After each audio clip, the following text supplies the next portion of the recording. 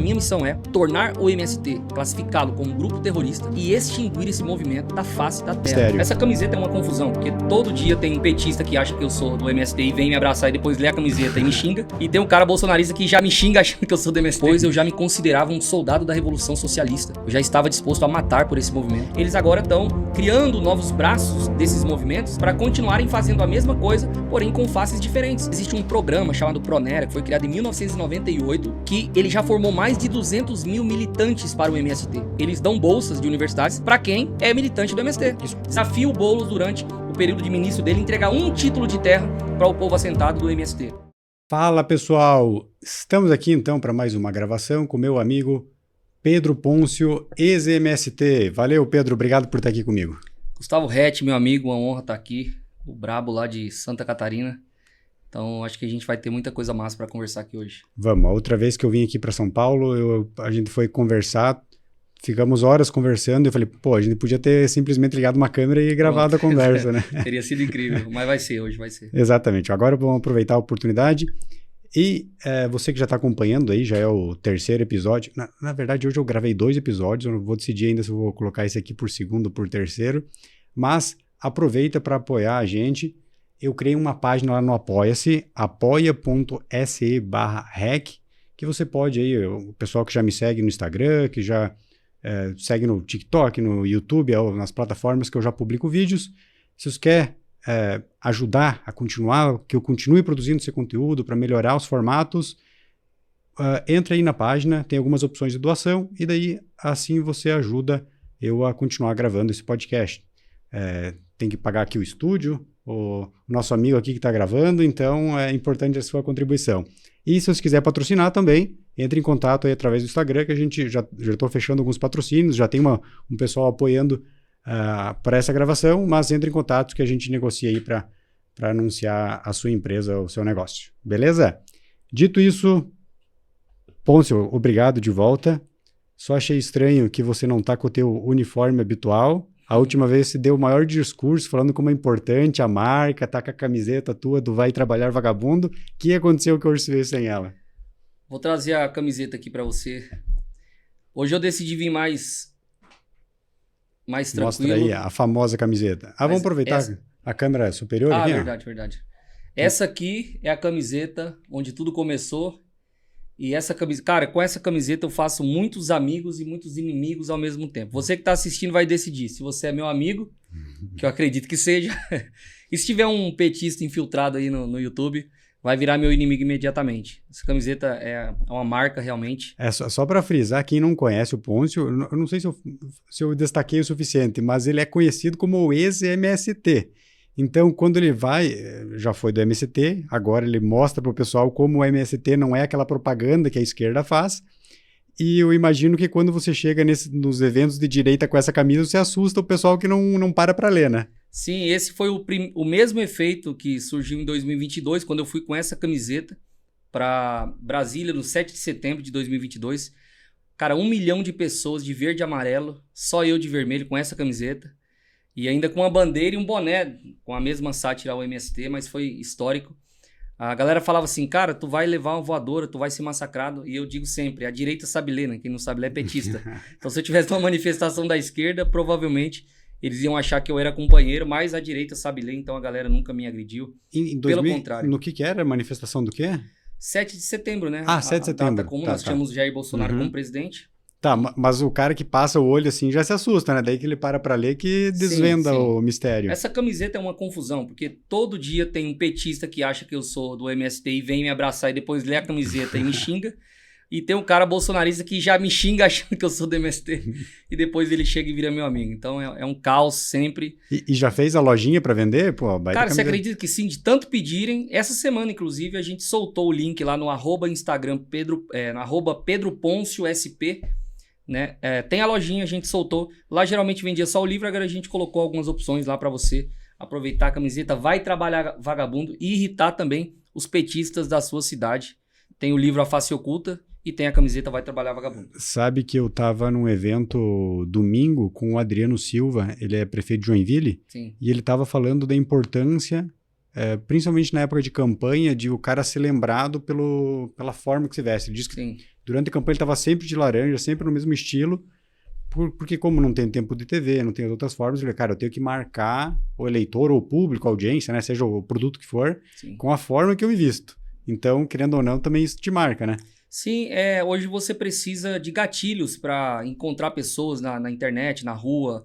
Então, a camiseta é uma forma de grito, de protesto que eu dei em 2022, mas acabou que não dava mais para tirar ela, porque toda vez que eu tiro, acontece com você. Cadê a camiseta? Vem com a camiseta.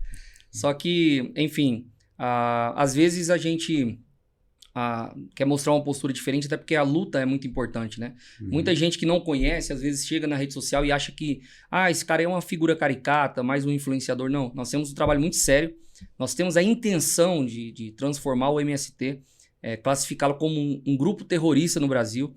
A gente está preparando um abaixo-assinado, estamos preparando assinaturas, estamos preparando projetos de leis. Então a nossa luta ela é muito séria, né? A camiseta dá aquele alívio cômico ali do dia a dia, mas a luta é muito séria e a gente vai falar de muita coisa. Legal, hoje. Já vamos falar mais sobre a tua participação no MST. Inclusive, antes eu procurei uma nota ali, o MST em 2022, falando que você nunca participou do MST. Sim. Mas já aproveita que está aqui o livro, se puder mostrar ele aqui, falar um pouquinho já sobre ele. O livro tá aí. Uhum. Eu vou deixar aqui a foto também para o pessoal que tá em casa, que talvez leu a matéria, né, dizendo que eu nunca fui do MST. Esse aí sou eu, com 11 anos de idade, segurando a bandeira de um psicopata chamado Che Guevara, Ernesto Guevara de la Serra. Esse aqui. Essa é a minha irmã, essa é a minha mãe e esse é o meu pai. Todos em uma manifestação, já lá em 2003, quando a gente chegou nesse acampamento, e poucos meses depois eu já me considerava um soldado da Revolução Socialista. Eu já estava disposto a matar por esse movimento e a morrer também por ele. Então é um processo traumático mesmo de lavagem cerebral que eu vivi dentro dos acampamentos do MST. Cara, é incrível como essa marca do Che aqui, há, sei lá, 20 anos atrás, um monte de gente usava como um negócio cool, assim, né? Uma camiseta como uma camiseta de uma banda, legal de usar. Hoje ainda tem o pessoal que usa, mas a galera que usava desavisada já não usa mais, pelo menos isso, né? A internet ajudou a isso. Tá, e o livro? Fala um pouquinho mais sobre o livro, o que o pessoal encontra aqui dentro. O livro A Face Oculta do MST, nós tivemos a honra de lançá-lo em Brasília, na Frente Parlamentar do Agro, para mais de 50 deputados federais. Né? Hoje esse livro é talvez uma das obras principais no combate ao movimento sem terra por um motivo muito importante. Praticamente é o primeiro a expor a gênese do MST, traçar uma linha do tempo, né? Uma timeline, onde as pessoas conseguem enxergar qual é a origem da ideia do MST a partir da teologia da libertação, da infiltração da União Soviética na Igreja Católica, na tentativa de influenciar os concílios da Igreja Católica, na criação da Comissão Pastoral da Terra, cujo fundador, João Pedro Stedley, fundador do MST, era um dos líderes da Comissão Pastoral da Terra, a criação desse movimento católico, falsamente católico, os católicos que me perdoem, mas sim, foi um movimento católico com essa falsa teologia chamada Teologia da Libertação, que culminou na primeira invasão em 79, e depois eu vou explorando essa questão da minha experiência também lá dentro, vou tentando mostrar para as pessoas, numa tentativa de definição, o que é o MST, e depois eu falo também da minha libertação. Como é que uma pessoa como eu foi liberta de uma ideologia tão violenta, tão impregnada, tão maligna como essa? Tá, isso aqui então o pessoal vai encontrar aqui nos detalhes aqui no livro. Sim. Mas eu lembro que a outra vez, talvez você já tenha falado em outros podcasts, em outros lugares, mas você pode contar um pouco então como que foi ali no começo? Eu lembro que você falou que um dia a gente conversando, você falou ali sobre a história, sobre como eles faziam até a parte da teologia da libertação. Sim. Pode contar um pouco desse momento aí, como que foi o início e tal? Claro, é importante que as pessoas saibam o que é o MST, como o MST coopta famílias pobres para esses campos de doutrinação, que são os acampamentos do MST, e qual é a estratégia política por trás disso. Então eu sempre digo o seguinte, o MST é um movimento propagandista. É um movimento que é muito bom em fazer propagandas e convencer as pessoas de que é um movimento social. Mas uma coisa é o que o MST propaga, outra coisa é o que ele faz. Então, vamos lá. A gente encontra aqui em São Paulo, é comum a gente passar ali na Avenida Paulista e ver um cara com um bonezinho do MST. certo? Uhum. Esse cara, ele coloca o boné por um motivo. Ele está tentando sinalizar virtude. Ele está tentando dizer o quanto ele é bom por se preocupar com o pobre. E aí nos meus vídeos lá, você vê com frequência, eu pergunto, você já pisou no acampamento do MST? Você já foi no assentamento do MST? Você sabe qual é a realidade das pessoas que estão ali? Eles simplesmente dizem não. E ignoram o fato de que para você defender um movimento, você tem que minimamente conhecê-lo. Então, mais uma vez, vamos fazer a distinção entre propaganda e aquilo que o MST de fato é. Eu venho de uma família, Gustavo, extremamente miserável. E grande parte das pessoas não sabem como é uma família miserável. Uma família miserável é um pai, uma mãe, seus filhos, no meu caso, eu e mais 2 irmãos, 3 filhos. O pai não sabe o que vai colocar na mesa no outro dia, não sabe se vai conseguir comprar o leite do filho. E isso significa que essa pessoa está completamente em estado de vulnerabilidade. Essa pessoa, ela está sujeita, né, a qualquer coisa para se alimentar. Então ela não pensa com a cabeça, ela não pensa com inteligência, ela pensa apenas com o estômago. Ela pensa que ela precisa sobreviver a mais um dia, a mais uma semana. Qualquer pessoa que bata na sua porta e diga que vai ajudá-la, ela não vai recusar ajuda. Isso aqui era anos 90, 2000? Isso era 2003. 2003. Então, a gente morava no Mato Grosso, meu pai é alcoólatra, família pobre, o Estado nos abandonou. Quem que nos amparou nesse tempo? Foi o Lula? Não. Foi a esquerda? Não. Foi a igreja. Uma igreja da Assembleia de Deus que olhou para minha família e começou a cuidar de nós como cesta básica. E a gente começou a receber ali amparo psicológico, amparo espiritual. E depois nós vamos para o Mato Grosso do Sul, na busca de uma vida melhor, e não conseguimos. A condição era a mesma. Só que é ano de 2003, Lula está chegando ao poder. Uhum. E qual que é a promessa, qual que é a expectativa da classe trabalhadora do Brasil naquele tempo? Agora nós colocamos um presidente pobre lá em cima, lá no governo. Nós vamos agora ter o pai dos pobres que vai ajudar o pobre. Havia essa promessa, você sabe disso. Uhum. Né? As famílias acreditaram, tanto que o Lula teve sim uma alta aprovação durante seu primeiro mandato. E nisso, o MST, que já existia há mais de 10 anos, ganha força e vai agora para as periferias da cidade cooptar essas famílias com a promessa. A promessa é, o Lula vai dar terra para o pobre. Quem quer terra para plantar, quem quer terra para morar, quem quer cuidar dos seus filhos, vem para cá que a gente vai cuidar de vocês. Essa é a propaganda, mais uma vez. Quando você entra no movimento, e nós entramos, porque afinal, realmente, talvez uma cesta básica naquele momento era importante, talvez seja esse o motivo dos meus pais terem ido, a gente tinha a expectativa de pegar essa terra muito rápido. Havia uma promessa de que estava tudo acontecendo muito rápido, só que isso foram quase uma década dentro desse acampamento, aguardando essa terra que nunca saía. E quando você está inserido no processo, tem uma frase que diz... Se você quer saber como está a água, a última pessoa a perguntar é para o peixe. Porque uma pessoa que está envolvida num processo, ela não consegue se afastar o suficiente para enxergar a realidade. Então nós estávamos lá aguardando essa terra, mas... Nesse período num acampamento. Num acampamento, morando num barraco de lona. Minha cama era 4 forquilhas no chão de terra. Que já era uma terra invadida de alguém. Que já era uma terra invadida na cidade de Campo Grande, Mato Grosso do Sul. Então a gente está no acampamento, fomos cooptados, a promessa de que vai pegar a terra em 2 meses, só que essa terra demorou mais de 10 anos. Entendeu? O processo todo, completo, foram mais de uma década lutando por essa terra, por essa casa, por esse lugar que nunca vai chegar. E durante esse período eles plantavam ali na terra, daí usavam, ou como que era isso? Olha só, o MST é um dos movimentos, talvez o lugar mais organizado que eu já vi. Em que sentido? Ele é realmente um campo de doutrinação preparado para manipular pessoas. Dentro do acampamento você tem leis. O próprio João Pedro Stede lhe disse no podcast do Flow que existem leis próprias do acampamento que não seguem as mesmas leis da sociedade.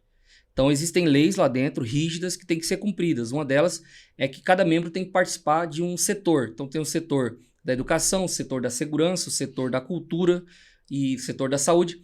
Então, nesses setores é onde acontecem as reuniões e onde acontece grande parte da doutrinação. Meu pai participava do setor da segurança e tinha que, junto com os outros moradores, fazer rodízio de segurança nas guaritas do acampamento. Porque, afinal, a polícia não entra lá. Tem guarita. Por exemplo, as crianças e jovens, eles obrigam a participar do setor da cultura. E o que você vai fazer no setor da cultura? Você vai ser doutrinado. Você vai começar a participar das oficinas de teatro, as oficinas de dança, as oficinas de mística, e você vai recebendo uma gama de conteúdo que mostra para você quem são os seus referenciais. Você fez oficina de dança? Oficina de dança, oficina de teatro, enfim, Que tipo de dança que oficina de todes. Que tipo de dança que você aprendeu lá? Ah, tinha vaneirão, que é a cultura sertaneja, danças artísticas, né? Não, isso aí tá valendo. Lá a gente não ficava pelado cheirando o rabo um do outro como tem no MASP aqui, não. Mas enfim. Mas assim, realmente é uma gama de conhecimento cultural que chega até você e te torna parte de algo maior. A grande questão é, esses acampamentos, para além de tudo, a gente poderia ficar aqui horas falando do acampamento, mas o acampamento é uma condição completamente miserável. Se a vigilância sanitária entrar dentro de um acampamento do MST, se entrasse, né, eles iriam enlouquecer, cara, porque, pensa, você olha pro chão, você não tem piso, é um chão, terra. Uhum. Você quer beber água, tem que cavar um poço ou ir buscar longe no açude ou lavar sua roupa, tomar um banho. Tu quer ir no banheiro, é um buraco no chão e uma lona em volta. Energia elétrica não tem, tu tem que improvisar uma lamparina com óleo velho de comida e um pedaço de uma calça jeans e uma lata de sardinha. Vai cozinhar, é fogão a lenha, tu tem que ir na floresta buscar porque não tem, tu faz um fogão de barro. Então é uma vida completamente nômade. É uma vida nômade, é uma vida miserável. O arroz, o feijão tinha porque tinha o Fome Zero, né? O Lula bancava muito esses projetos sociais de Fome Zero, então tinha a comida ali, mas assim, você não encontrava dignidade. Você encontrava realmente o que é o comunismo. Mas e durante esse período que estava invadido, eles não usavam para plantar, para ter algumas coisas básicas, pelo menos? Cara, não funciona, né? Quando acontecia, por exemplo, a gente teve a CPI do MST em 2023, que ela denunciou muito trabalho escravo nos acampamentos. Por quê? Os únicos acampamentos onde se plantam alguma coisa é numa terra boa, né? Onde os militantes obrigam os trabalhadores, os acampados, a trabalharem, só que o lucro total fica para a militância, para bancar carro de luxo, para bancar Hilux, para bancar viagens para a Europa, porque precisa divulgar o movimento social na Europa, então vão para Paris, vão para essa para a faixa de Gaza, eu vi que eles foram para aprender a plantar azeitona na faixa de Gaza. Vamos lá na Venezuela ajudar o Maduro, né? Procure aí na internet, MST faixa de Gaza, que eu achei inacreditável. Então tem toda essa questão, mas a coisa mais importante para mim é que são famílias que foram enganadas. Esse é o ponto grande, né? Você já teve mais de 1 milhão de pessoas que passaram nas mãos do MST. Então é muita gente que foi enganada por esse movimento e ele permanece impune na sociedade, né? Isso é terrível mesmo. Não, legal. Eu achei que enquanto eles estavam lá, só que o pior, eu vi no documentário da Brasil Paralelo, até você participou, né, do documentário, eles falando de alguns lugares que eles, em algumas fazendas que eles invadiram, daí tinha um monte de eucalipto lá. Cortaram todos os eucaliptos, o dinheiro vai para alguém ou para algum líder e daí os assentados ficam lá sem dinheiro, sem condições de plantar, sem nada. Então acabou ferrando o cara que era dono do negócio, os assentados ficaram sem dinheiro, mas os líderes saem com o dinheiro de lá, né? Mais ou menos isso. Inclusive, eu até brinquei esses dias com uma menina da Brasil Paralelo que eu vou começar a pedir comissão para eles, tanto que eu faço propaganda. Porque realmente eu faço muita divulgação do trabalho da Brasil Paralelo, porque eles conseguem fazer documentários assim impressionantes, né, cara? É uma sensibilidade, assim, uma busca pela verdade impressionante. Inclusive, esse documentário que você mencionou, MST Terra Prometida, ele traz relatos de pessoas que estavam lá dentro. A minha história, eu pude contar um pouco disso lá, pude dar o meu depoimento, mas a gente tem famílias como a família Betim, por exemplo, né, que a fazenda está na vida deles há mais de 100 anos, na geração deles. Eles plantaram mais de 100, 200 mil pés de café, uma terra completamente produtiva que hoje é alvo do MST. Você tem relato de pessoas que foram escravizadas pelo movimento, foram extorquidas pelo movimento, pessoas que relatam o quanto o movimento, a gente vai falar disso hoje, o quanto o movimento lutou contra a titulação de terra entregue pelo governo Bolsonaro. Então, esse documentário vale muito a pena. Tem 2, na verdade. Lá também tem um documentário chamado A Face Oculta, do MST, e tem o MST Terra Prometida, que é um documento extraordinário. Porque no final das contas foi o governo Bolsonaro que mais entregou os títulos de terra, né? A escritura, como fala? Escritura? Escritura, título. O título de terra. Vamos entrar nisso aí. Você tem um movimento que diz defender o pobre, MST. Eu tive a oportunidade de debater recentemente com um cara que se diz advogado do MST. O vereador lá de Minas Gerais, chama Higino, e em determinado momento ele me perguntou por que eu era contra a reforma agrária. O pessoal que está nos assistindo, eu não sou contra a reforma agrária. Eu disse isso para ele e digo para todos. Dificilmente você vai encontrar um brasileiro que é contra a reforma agrária. Sabe por quê?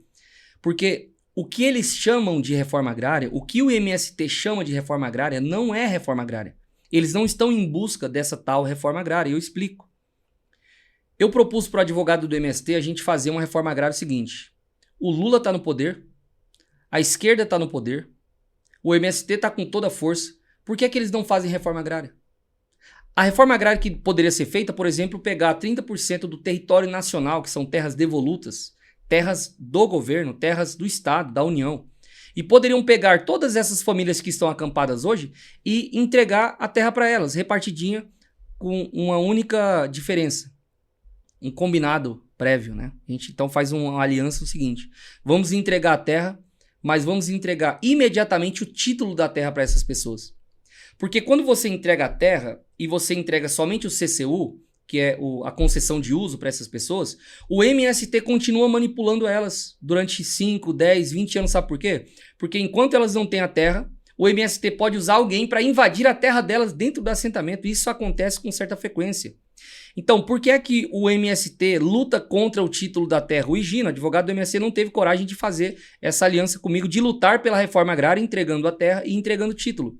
Porque uma vez que você dá o título, você entrega prosperidade. A pessoa pode agora ter acesso a financiamentos, acesso a crédito, ela pode realmente plantar e produzir naquela terra. E essa não é a intenção do MST. É por isso que eles lutam contra o título da terra. O advogado chegou a dizer para mim o seguinte: não, a gente pode até lutar por isso desde que a gente só entregue o título depois de 10 anos. Qual é a mentalidade de alguém que diz lutar pelo pobre, que vai entregar a terra para o pobre, mas só quer entregar o título 10 anos depois? Eu explico. Querem usar aquela terra para continuar manipulando aquela pessoa, continuar usando o voto útil daquela pessoa para eleger político de esquerda e querem transformar aquilo num lugar de propaganda. Então, durante 10 anos tem um assentamento para eles poderem ir lá, fazer a propaganda deles e tal. E depois de 10 anos, segundo eles, podem dar o título. Mas não vão dar, não vão lutar por isso. Porque, mais uma vez, primeiro e segundo mandato do Lula, quantos títulos de terra entregaram para os assentados? Cerca de 99 mil. Mandatos da Dilma, cerca de 166 mil nos mandato e meio da Dilma. E o Bolsonaro, fascista, que odeia o pobre, que odeia o trabalhador do campo, que odeia o camponês. O fascista entregou 420 mil títulos de terra. Aí as pessoas começaram a olhar para isso, Gustavo, e pensar assim... Tem que somar o da Dilma e o da Lula e não chega lá ainda. Do Temer e do FHC, tudo junto. Aí as pessoas olharam para isso em 2022 e isso foi um dos motivos da minha história ter tido tanta repercussão. Porque a minha história viralizou com essa camiseta, Vai Trabalhar Vagabundo, foi um meme, um grito de revolta. E depois o pessoal que tá vendo aí, né, Vai Trabalhar Vagabundo.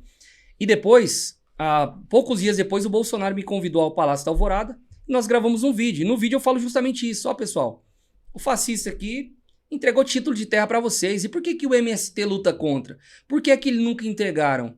E aí as pessoas começaram a perceber. E nós começamos a converter voto da extrema esquerda para o Bolsonaro em 2022. Foi assim, uma bomba na campanha do Lula. Retaliação não demorou. Comecei a receber ameaças de morte, de facção criminosa. Comecei a ser ameaçado, coagido. E aí, ao invés de parar, eu falei, cara, a gente não vai parar. Eu coloquei minha vida nisso aqui. Eu luto pela verdade. Eu luto acima da política. Eu luto pelo que eu acredito, que é pela fé cristã, pela manifestação do reino de Deus.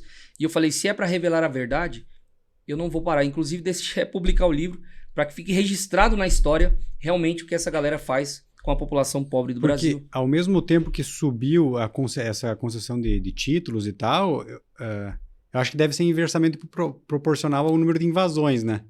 No período da Lula, Dilma deve ter tido mais invasões, só que não entregavam os títulos. E no Bolsonaro acho que teve menos invasões, mas entregou mais título. Perfeito, é essa a descrição, né? E muita gente fala, por que o MST parece que não está invadindo tanto a terra agora? Porque olha só, faz uma conta matemática, vamos fazer uma matemática. Se o Lula pretende fazer reforma agrária, se o MST pretende fazer reforma agrária, o Lula está no poder, O MST está recebendo quase R$1 bilhão para o seu movimento, né? Via ONGs, via cooperativas. Por que é que eles não estão fazendo a reforma agrária? Por que a esquerda não faz reforma agrária, Gustavo? Agora, né? Por que eles não fazem agora? Estão no poder. Estão com tudo. Tem 1 milhão de dinheiro rolando aí nesses projetos sociais. Por que é que não fazem reforma agrária? Pro Gilberto Gil foi 4 milhões do Correio, né? Não podem usar também para isso? Eu vou te explicar por que não fazem. Porque quando a pobreza acabar no Brasil, o PT acaba. Quando a pobreza acabar no Brasil, o PSOL acaba. Você acha que é interessante para um partido que se aproveita da pobreza das pessoas para fazer política, tirar elas da pobreza? É por isso que fizeram isso na Venezuela. É por isso que fizeram isso no comunismo. Por incrível que pareça, para muitas pessoas da Venezuela que estão em condições miseráveis, Maduro é um deus. Elas olham para ele como se ele fosse um herói. Elas têm admiração, porque se tem uma coisa que existe na Venezuela, em Cuba, nesses países socialistas, é a propaganda.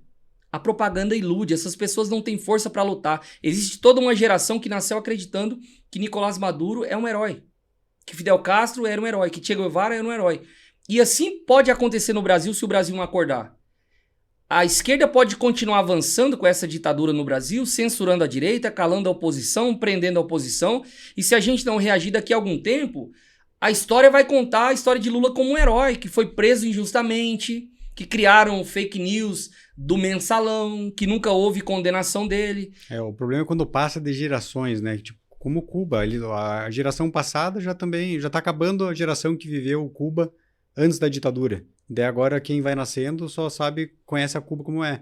O problema no Brasil também vai ser quando a geração que não viveu isso, né? Mas eu espero que no Brasil eu não sou tão pessimista assim, quero que a gente consiga virar. Mas é assustador mesmo. Vendo assustador. O rumo das eleições no próximo ano. Uma dúvida que eu sempre tive em relação ao MST. Bem, assim, uma dúvida bem honesta. Porque eu vejo que lá no Mato Grosso tem muita oportunidade de trabalho em relação, sei lá, caseiro, trabalhar no campo e tal. Por que essas famílias carentes não vão trabalhar com outras fazendas que já têm recurso para contratar pessoas e tal? Não existe essa mão de obra que precisa lá? Quer ver uma coisa? 90% dessas pessoas que estão nos acampamentos do MST não estariam se ao invés de prometer terra, tivessem prometido para elas casa popular. A maioria dessas pessoas não sabem plantar, não tem vocação para agricultura e nem querem pegar uma enxada no sol do meio-dia e dizer que é produtor rural. Não querem. Hoje nós temos um país que é referência lá fora por conta do nosso agronegócio. Agora que você falou, eu lembrei que no documentário da MST eles falam que às vezes eles vão ali para, sei lá, favelas, subúrbios das cidades para pegar pessoas dali para jogar lá no campo com essa promessa. Exato. Só que são pessoas que não têm essa cultura não são agricultores. Então, ninguém vai contratar eles porque eles não sabem fazer aquilo. Exatamente. Conseguir é uma série de problematizações. Eu digo o seguinte, quando você tem o relato bíblico do Gênesis, você tem Adão, Eva, no paraíso perfeito que Deus criou. Cara, lá não tem problema. Lá é o paraíso. Pensa no paraíso. É o paraíso. A gente está falando do Jardim do Éden. Tá lá Adão, tá lá Eva, tá lá as árvores, as frutas. E Deus se relaciona com eles de forma perfeita. Só que tem ali uma árvore, conhecimento do bem e do mal. E aí vem o Satanás. O Satanás usa uma estratégia lá em Gênesis chamada estratégia da problematização. Se Satanás, a serpente, teve a capacidade de criar um problema no paraíso onde não havia problema, imagina o que essa galera, num país que tem muitos problemas, pode fazer com a narrativa da problematização. Antigamente, acusavam os produtores do campo de escravizarem os trabalhadores. Então você tinha o cara que acordava 5 horas da manhã, ia lá, fazia o seu café, sua marmita fria, sua boia fria, ia para o campo, cortava cana, era um trabalho difícil, era um trabalho árduo. O fazendeiro ali também tentando pagar um salário justo, ao mesmo tempo obter lucro para que a empresa pudesse crescer, para que o processo natural acontecesse. A empresa cresce, consegue contratar mais funcionários, a coisa vai escalando. Esse é o processo natural. Todo trabalhador do campo, o MST ia lá problematizar, dizia, isso aqui é trabalho escravo, isso tudo aqui é trabalho... Tudo para a esquerda é trabalho escravo. Trabalhador é um trabalho difícil, mas para eles é trabalho escravo. Aí o produtor vai tentando pagar um salário maior por conta da pressão dos movimentos sociais. Chega um momento que não dá mais, porque a gente tem uma carga tributária muito grande para o empresário. Ele vai encontrar uma forma de diminuir custo. O que ele faz? Começa a trazer tecnologia. Mecanização. Então, a mecanização vai substituir na mão de obra. E os trabalhadores também querem um salário melhor, mas também querem um trabalho melhor. Então, eles acabam saindo do campo para a cidade, para trabalhar na indústria, para trabalhar no escritório, para trabalhar com vendas. É o processo natural da sociedade e da civilização. Eu tenho alguns parentes que moram lá no Mato Grosso do Sul, eles dizem que não encontram pessoas para trabalhar. Eu acho que não é só a questão de encontrar pessoas para trabalhar no interior, mas pessoas que levem a sério o trabalho, que não vão sair, sei lá, beber e sair fazendo festa, deixar eles na mão, vão cumprir horário, vão realmente trabalhar junto com eles. Cara, e eles falaram o salário do pessoal que trabalha lá, ganha mais.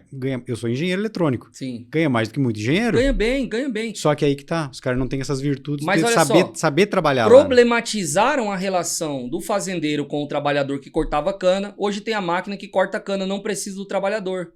Aí o trabalhador, se ele quiser agora continuar no trabalho do campo, ele tem que estudar um pouco mais, fazer um curso para ele pilotar, né, uma colheitadeira.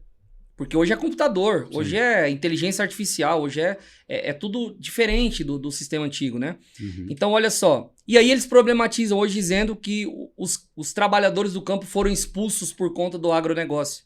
Então você percebe que o MST, ele é um demônio que fica atrapalhando o progresso do país, ele fica ali problematizando o relacionamento do fazendeiro com o trabalhador, porque é o opressor e o oprimido. O pai é o opressor do filho, o professor é o opressor do aluno. Então, para eles olham a perspectiva, eles olham a sociedade dessa perspectiva de opressor e oprimido, e isso é péssimo para tudo que eles colocam a mão. Eles colocam a mão na educação com Paulo Freire, destrói a nossa educação. Eles colocam a mão no agronegócio, destrói, gera instabilidade jurídica, gera insegurança alimentar, gera falta de emprego, porque eles demonizam a profissão, demonizam a forma. Então, olha só. Por mais que você veio do MST, você tem mais conhecimento de causa aqui, você tem acompanhado outros movimentos sociais similares ao MST? Qual o MST nesse quesito assim de exploração e tal, é um dos piores ou tem outros similares? Aquele MTST é parecido? Como que é? Então, pensa mais, quando a gente fala de movimentos sociais, pensa menos no nome, pensa mais na ideia. É por isso que eu sempre falo do marxismo e da ideologia, porque se você trabalhar só o movimento, você vai se perder, porque são muitos.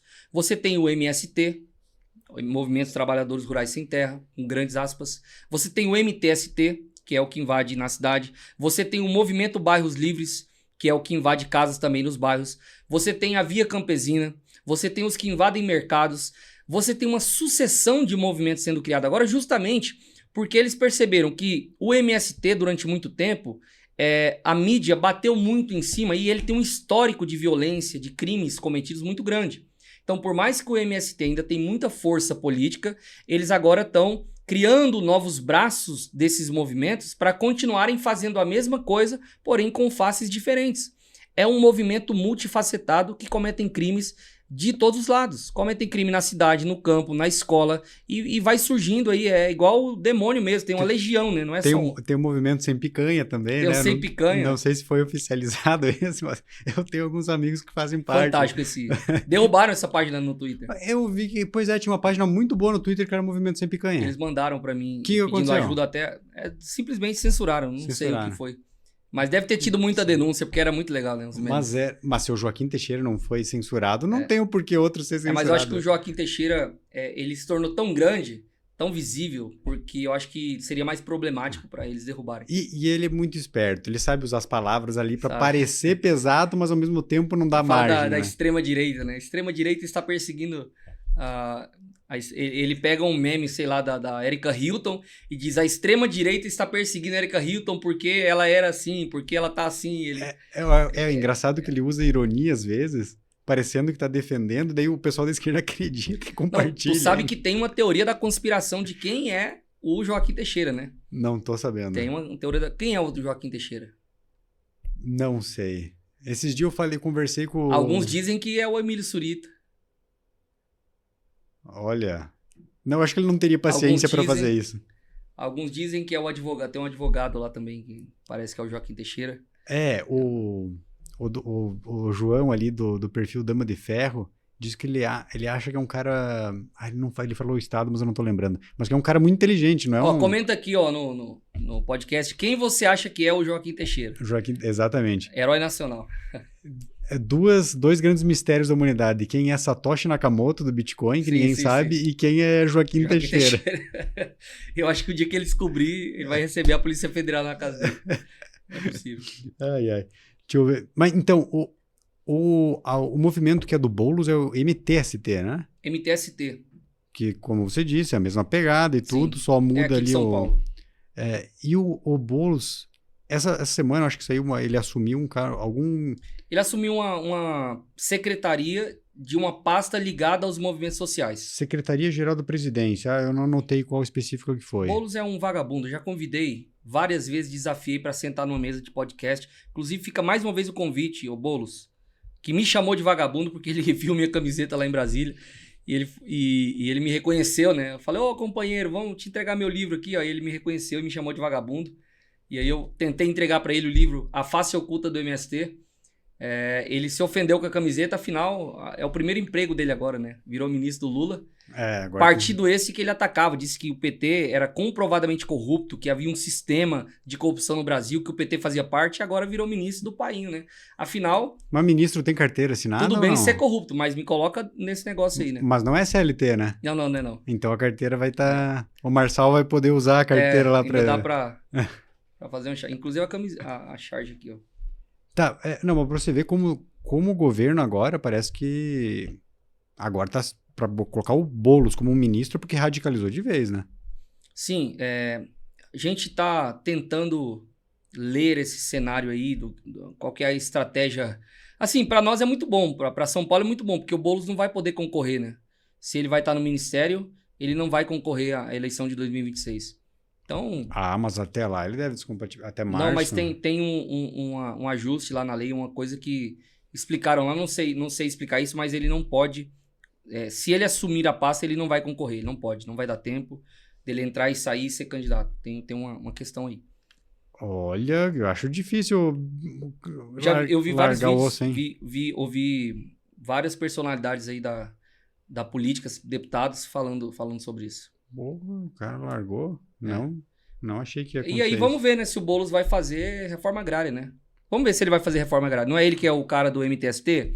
Não é ele que agora é ministro do Lula?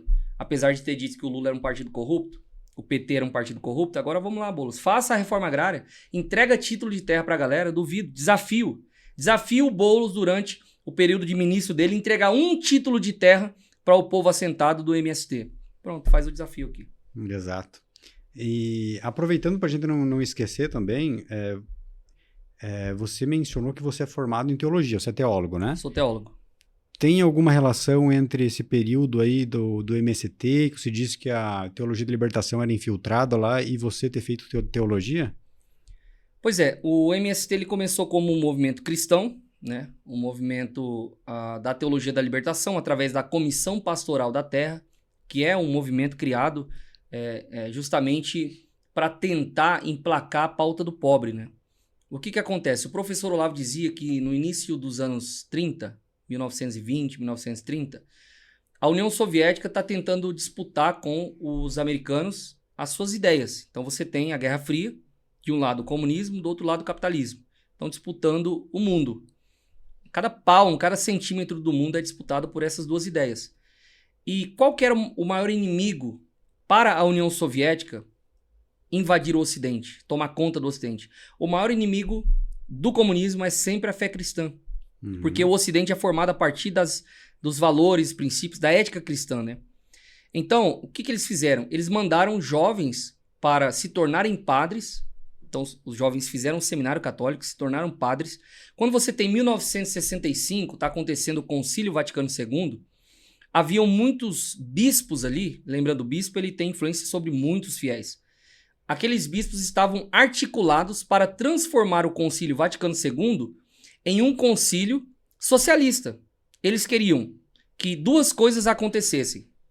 Primeiro, o Vaticano não condenasse o comunismo como uma ideologia, né, demoníaca, e isso aconteceu, eles conseguiram esse feito de o Vaticano Porque, vamos lá, o que é Concílio Vaticano? Pessoal, os católicos que estão nos assistindo sabem bem. O que é um concílio? Mas o comunismo já havia sido condenado em outros concílios, né? Pela Igreja Sim, Católica. mas nunca esteve tão forte quanto em 1965. Era o momento ápice de condenar aquela prática. É porque eles tentam ignorar a doutrina e passar por cima, né? Isso. Mas assim, você tem um mal muito grande se aproximando. O concílio está acontecendo. Para que serve o concílio? Para duas coisas. Para reforçar a doutrina da igreja e para combater as heresias. Qual é a maior heresia do século XX? O comunismo. Então, isso não acontece porque houve muita pressão, houve muita articulação para que os bispos não denunciassem e condenassem o comunismo. Isso aconteceu. Mas a segunda coisa que eles queriam muito era tornar aquele concílio, que foi um concílio pastoral, na temática do pobre, para dizer o seguinte: Deus ama a todos, mas ele tem uma escolha preferencial pelos pobres. E aí, você até teve no último podcast com o professor Marcelo, né? Marcelo Andrade, que sabe falar sobre isso como ninguém.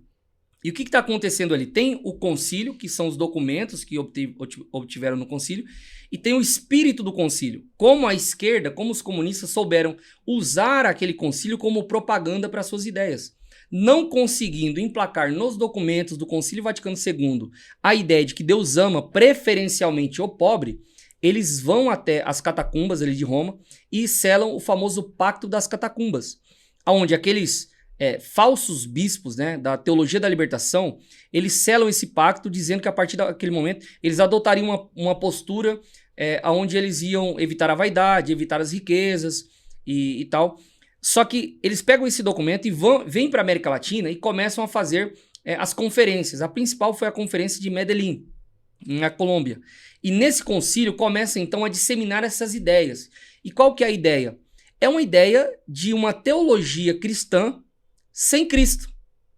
Isso é teologia da libertação. Materialista. Né? É importante definir. Por que a teologia da libertação ela é uma teologia anticristã? Ela não pode existir ou coexistir com a verdadeira fé cristã. Porque ela é baseada na teoria de Karl Marx. Então, ela é uma doutrina materialista, ou seja, ela ignora o transcendente. Ela ignora as coisas eternas. Ela ignora a ideia de céu, a ideia de inferno, a ideia do mal. A teologia da libertação é ateia, né? Ela é ateia. Você, quando encontrar aí algum vídeo de um padre de teologia da libertação, agora eu tô fazendo isso, eu fico observando, prestando atenção no discurso dele. Às vezes eles falam por 5, 10 minutos e não mencionam a palavra Deus, Cristo, céu, qualquer coisa transcendental. É só um discurso puramente materialista. Materialista e político. Eles tiram a ideia de Deus, de céu e inferno e surge no lugar do mal, do maligno, o mal social. Então eles não buscam redenção através da cruz e do sacrifício de Cristo. Eles buscam a justiça social. E essa palavra justiça social ela é carregada de ideologia, porque a Bíblia Sagrada ela não propõe uma justiça social. Vou te dar um exemplo. Quando tem um pobre, eu não vou usar o exemplo do pobre, vou usar o exemplo do bandido. Quando você tem um ladrão, a lei diz, ele é ladrão, vou puni-lo com o rigor da lei, certo? A teologia da libertação diz, não, na verdade, ele é um oprimido. Ele foi injustiçado, então agora ele está cometendo uma injustiça, porque isso é uma forma que ele encontrou de fazer uma reparação histórica. Percebe? Sim. Então, e não condenam o pecado, né? Nunca condenam o pecado. A Bíblia fala de justiça social. Quando a Bíblia manda ajudar o pobre, dar esmola, ela está mandando exercer justiça? Não. Ela está mandando exercer misericórdia. Porque olha só, nós precisamos levar em conta que nem todo pobre está pobre por conta de injustiça. Muitas vezes a pessoa está pobre porque ela foi omissa, ela foi vagabunda mesmo, ela não quer trabalhar.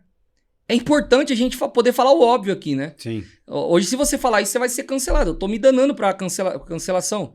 Pro cancelamento. Porque, olha só, muitas pessoas são pobres porque não trabalham o quanto podem.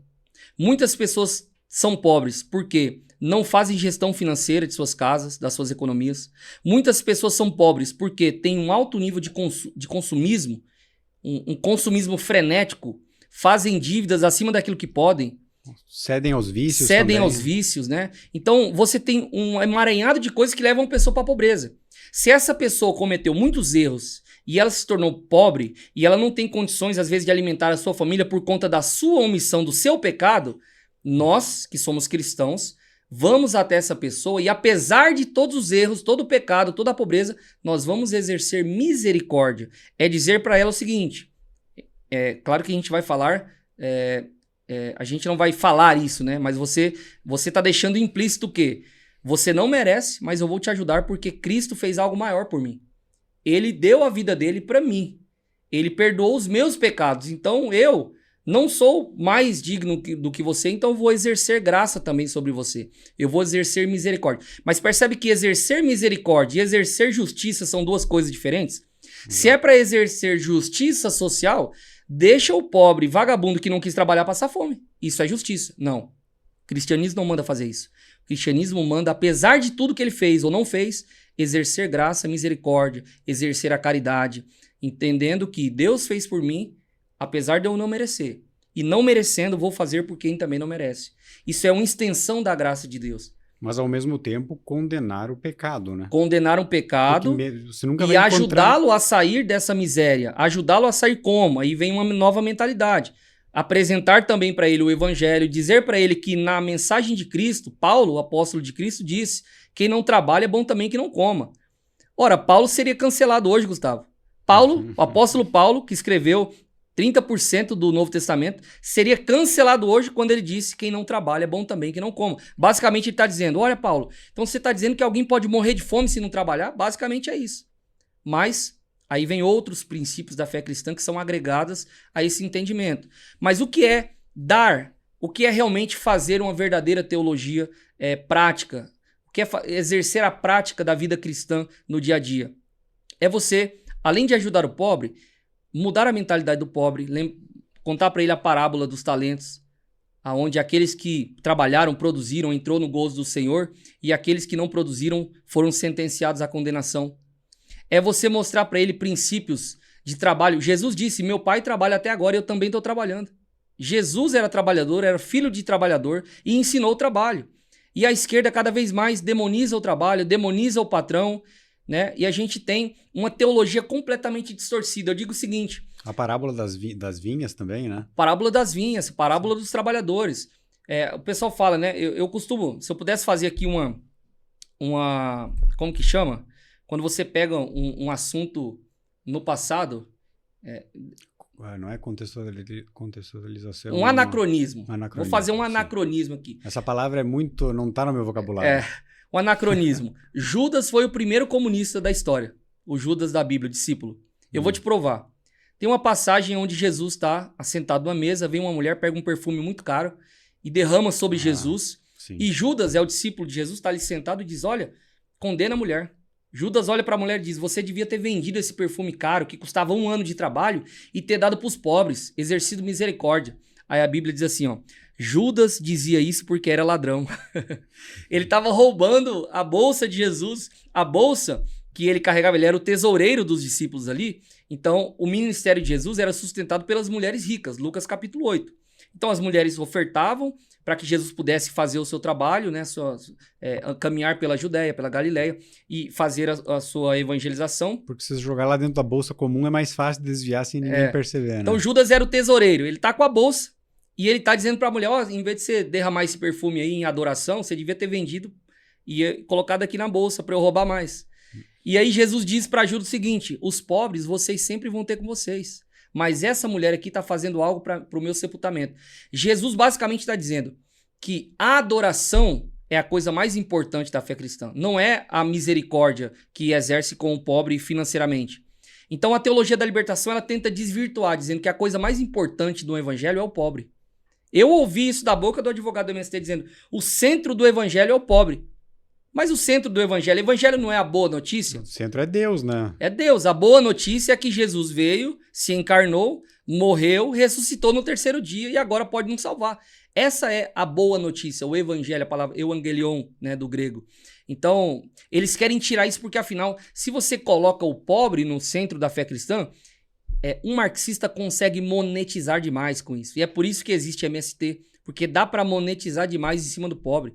É por isso que existe o PT, porque dá para monetizar demais em cima do pobre. É por isso que existe o PSOL, existem esses movimentos sociais, porque afinal a moeda mais valiosa para um movimento de esquerda, para um partido de esquerda, é o pobre. Por isso que a teologia da libertação é uma maldição, porque eles vão viver eternamente se alimentando de um problema que é impossível de resolver, que é a pobreza e a desigualdade, e na verdade vão continuar eternizando esse discurso para conseguir muito dinheiro, muito capital político, muito político de esquerda em cima desse discurso. Então, a tua formação em cima da teologia foi justamente para entender melhor e combater isso dentro do movimento. Com 20 anos de idade, eu me percebi completamente ignorante de tudo. Eu não estudei na escola, apesar de passar de ano, mas eu não estudei. Meus professores bebiam muito da teologia da libertação e principalmente do Paulo Freirismo, né? Então a gente ficava na escola praticamente vadiando, não estudava.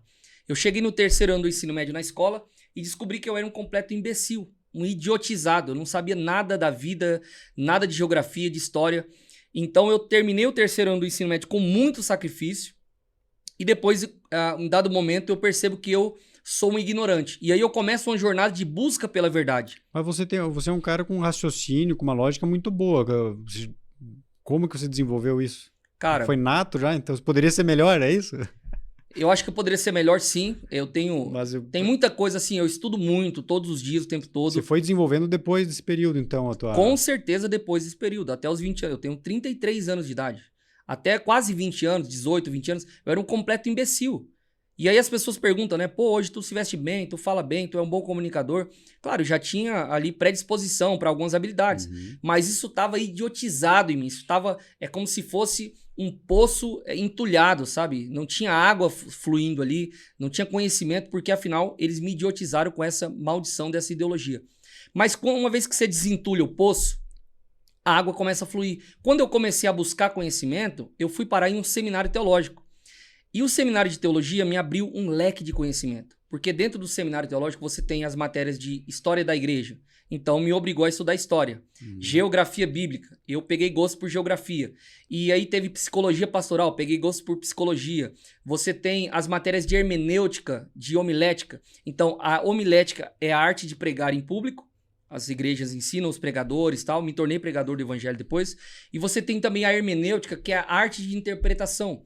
Então, entendendo a homilética e a hermenêutica, eu aprendi a falar e aprendi a interpretar texto. Você sabe que o Brasil é um país de analfabetismo funcional muito grande, né? Então, eu aprendi a interpretar. Uma vez que eu adquiri essas ferramentas, eu não parei mais. E aí eu comecei... Por exemplo, em 2021, é recente, mas eu comecei a ter acesso às obras do professor Olavo de Carvalho. Aquilo me deu um eureka, um boom na mente. Eu comecei a entender realmente o que estava acontecendo no mundo, no MST, no globalismo, no Ocidente. Cara, qualquer pessoa que se dedique profundamente a buscar a verdade, ela vai encontrar. Por isso que todas as vezes que eu vou fazer uma dedicatória, eu vou fazer pra ti depois. Hoje, né? Hoje com a internet tá mais fácil de encontrar. Eu acho que 20 anos atrás era complicado ainda, né? Mesmo que o cara quisesse buscar alguma coisa, era muito difícil. Eu sempre faço uma dedicatória seguinte: e conhecereis a verdade, e a verdade vos libertará. João 8:32. Porque eu caminho com essa frase desde que eu encontrei a verdade, primeiro, na Bíblia Sagrada, na Palavra de Deus, estudando a Bíblia, conhecendo a verdade sobre o homem, sobre a antropologia, a verdade sobre Deus, teologia, a verdade sobre Cristo, cristologia, a verdade sobre a criação do mundo, a verdade sobre a igreja, a verdade sobre a história. E quando eu tive acesso a essa verdade, isso foi libertador para mim. E eu aprendi, Gustavo, princípios. E eu vivo a partir de princípios. Porque as pessoas estão tentando buscar a verdade em lugares obscuros. Cara, conheça a verdade. Por exemplo, a verdade de que eu sou uma pessoa à imagem e semelhança de Deus. O quão libertador é para uma pessoa saber que ela não é obra do acaso. Saber que no Salmo 139 está escrito: o Senhor, Ele me conheceu antes que houvesse qualquer dia. Ou seja, Salmo 139, Senhor, tu me sondas, me conheces, sabe o meu deitar, tu entende os meus pensamentos de longe. E ele diz o seguinte, o Salmo vai acontecendo, ele diz que ainda informe, no ventre da minha mãe, ele conhecia todos os dias da minha vida e preparou cada um deles para que eu... Então, qual que é a ideia ali? Que antes que você fosse um feto, Deus te trouxe à existência por um propósito e ele conhece cada dia da tua vida, da tua trajetória. Ou seja, você não é obra do acaso, existe um propósito estabelecido para você viver. Então, quando você entende que é uma pessoa criada à imagem e semelhança de Deus, trazida ao mundo pela vontade de Deus e que é um propósito na vida para você construir e viver, isso dá significado à vida, cara. Uhum. Então, por que muita gente às vezes está em depressão? Porque às vezes falta propósito na vida. Sim, a depressão é uma doença, sim, existem questões biológicas, fisiológicas com relação à depressão, mas não é só isso. Existem pessoas que estão em crise existencial, inclusive muita gente da esquerda, embebecida por essa ideologia marxista, tentando encontrar a verdade no materialismo, negando a existência de Deus, sabe? Tentando defender o pobre para dizer que, para preencher aquele vazio na alma que o próprio Dostoiévski disse, dentro de cada ser humano há um vazio do tamanho de Deus. As pessoas tentam preencher, Gustavo, com a ideologia. Todas as ideologias modernas surgiram aonde? Na Revolução Francesa, que foi justamente um atentado contra a fé. Tá, o pessoal, então, dentro do MST acaba sofrendo mais, então, não só de fome, de condições físicas, mas acho que dessa falta de perspectiva e propósito e ficando refém lá dentro, né? Lá dentro não, por um motivo muito específico. O MST sabe muito bem usar essa necessidade de fé que todo ser humano tem para oferecer para elas uma espécie de religião que é a mística. O que é a mística? É trabalhar essa esperança de que você vai conquistar a Terra. Então eles potencializam essa vontade, esse anseio, para dizer que ao lutar pela Terra, e lutar é um eufemismo para cometer crimes, invadir propriedade privada, matar animal, sequestrar o fazendeiro, demonizar o trabalhador, o produtor rural e tudo isso. Tacar o terror. Lutar na verdade, é lutar por uma causa maior. E aí eles colocam a fé. Porque eles dizem assim, eles diziam para nós, por exemplo, que eles eram Moisés e eles estavam nos guiando para a Terra Prometida, que nós éramos como o povo no deserto. Nossa e eles estavam nos guiando à Terra Prometida. Então, o que fica na mentalidade de alguém que está no acampamento? Nossa, nós estamos lutando não é só por uma terra. O pessoal ingênuo e meio ignorante, assim, acaba caindo nessa conta. Lá né? no site do MST, se você for encontrar lá a definição do que é o MST, eles vão dizer que eles organizam os trabalhadores para lutar pela reforma agrária, mas eles dizem no final: a conquista da terra é apenas o primeiro passo em direção à reforma agrária. Mas peraí, reforma agrária é justamente conquistar a terra e entregar para a pessoa o título para ela poder produzir. Não. Para o MST é apenas o começo. Porque após receber a terra, agora eles vão ficar te endemoniando durante mais 20, 30 anos para você continuar prestando continência, subordinação e fazendo militância pro MST. Tá, e o MST, pro homem do campo, o MST eu acho que é o maior terror que pode acontecer, né? Quando, por mais que o cara não tá invadindo a tua terra, se o cara invade uma terra que é próximo da tua, já acende um alerta para os caras ficam com medo, né? Pô, a próxima pode ser a minha. Como nessa tua luta, nessa tua nova missão, o pessoal do agro te abraçou assim, abraçou a tua causa assim, porque para eles faz total sentido essa tua luta, né? Cada vez mais o pessoal do agro tem entendido que houve historicamente uma falha na comunicação do agronegócio em mostrar o que ele é. Cara, nós temos um agro extraordinário, não tem uma palavra melhor para descrever. Nós temos um agro extraordinário. Nosso agro é uma potência. É referência para países da Europa, países da Ásia, mas a gente não consegue comunicar isso. E ao comunicar, a gente consegue lutar nessa guerra cultural. É o que eu tenho tentado dizer para o agronegócio, né? Quando eles veem, você entende, eles ficam felizes da vida, então querem ser amigos de vocês. Sim, hoje sim, graças a Deus. Você fala o pessoal do agro, os produtores, né? Quando encontram vocês no evento e tal, e conhecem a tua história. Tem cara assim que, até constrangedor falar, mas tem cara, pô, tu é um herói. Mas eu falo assim, eu não quero ser herói, porque herói é solitário, eu quero trabalhar junto, eu quero somar numa causa maior, né? Então, hoje eu tenho enfatizado bastante a importância de falar do agro. Vou te dar um exemplo. A gente tem hoje um país, as pessoas desconhecem. 66% do território nacional, hoje, Gustavo, está exatamente como há 1.500 anos atrás, quando os portugueses chegaram aqui. Você sabia disso? E é um dos únicos países, né, que tem essa proporção ainda. Exato, e nós temos 84% de toda a floresta amazônica do Brasil está completamente preservada. A gente tem, por exemplo, um agronegócio que hoje representa 1/3 do PIB do país. 1/3 do emprego do país. Nós temos hoje o Brasil, trouxe até alguns números importantes aqui para o pessoal. Você tem, por exemplo, aqui, ó, as pessoas desconhecem, mas hoje o Brasil é o primeiro produtor de soja e também primeiro exportador. É o primeiro produtor de frango e o segundo maior exportador. É o primeiro produtor bovino do mundo e o segundo e também exportador. O quarto produtor suíno e o segundo exportador. O primeiro produtor de açúcar e também o primeiro exportador. Café, primeiro produtor e também o primeiro exportador.